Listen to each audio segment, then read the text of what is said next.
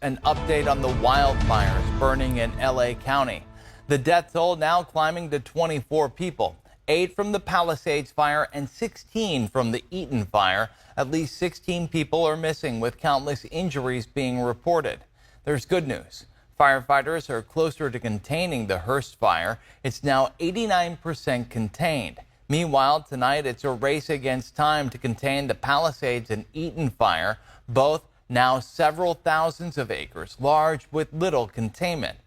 Firefighters from across California and 9 other states are not taking for granted every second of the calm to contain the wildfires burning across Los Angeles County before those Santa Ana winds pick up again. ABC's Andrew Dimbert has the latest from the historic disaster. Taking advantage of a brief lull in the wind, firefighters on the ground putting out hotspots to prevent flames from reigniting. The National Guard spraying flame retardant from the air.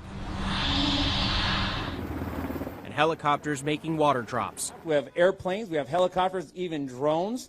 We're dropping retardant, we're dropping water everywhere we can, again, to secure that edge all around the fire. The dangerous conditions have put more than 8 million under critical fire risk. The vegetation is still very, very dry. So that leaves a recipe to produce some very critical fire weather conditions, and therefore that's why we do have the red flag in effect till 6 o'clock Wednesday evening.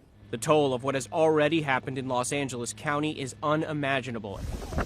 At least 24 people are believed to be dead, and more than a dozen others remain unaccounted for. More than 12,000 structures believed damaged or destroyed, more than 60 square miles burned, more than 100,000 under evacuation orders. This as residents return to see their homes reduced to rubble. I'm standing here in front of my home, or what was my home. It burned down to the ground a few days ago in the Palisades fires.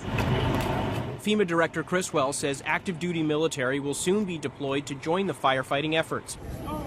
Mexico has sent more than 70 firefighters and emergency personnel to California to help, and a team from Canada is due to arrive in Los Angeles on Monday. Andrew Dimbert, ABC News, New York.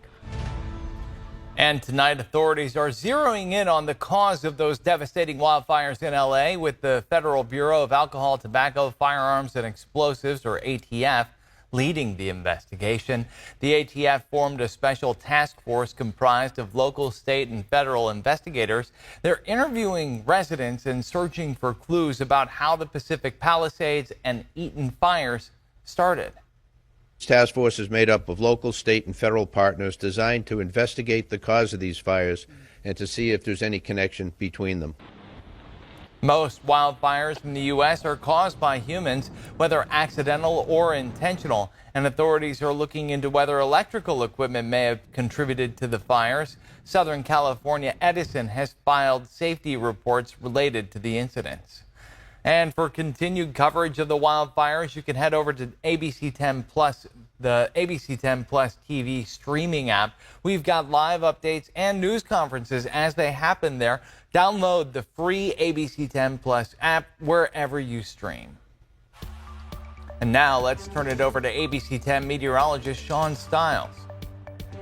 So the winds continue to be the main player in our forecast here as we head back to work. We're talking about some windy conditions. Gusts out of the northwest could be 30 plus miles per hour. So if you've got any items out on your patios or just around your house, maybe now would be the time to bring them in before we get those wind gusts and possibly picking them up. As far as those gusts, check this out. Look at Santa Rosa and Clear Lake, 31 and 32 miles per hour in the early morning hours. As we push that around into just before the sun comes up, we'll see those winds continue to build. 36 in Santa Rosa, you head out towards, say, Sacramento, 17. But up in the mountains around Truckee, just 4 miles per hour. So it won't even feel like anything's happening. That's because the high pressure is compressing that air to the surface. Marysville, 18 miles per hour. Elk Grove, northwest at 10 miles per hour. And then eventually those winds start to drop down just a little bit. As we look at the highs, the forecasts around the county and the region, we're talking about low 60s here in the great area of Sacramento. We'll have your complete forecast coming up in just a bit.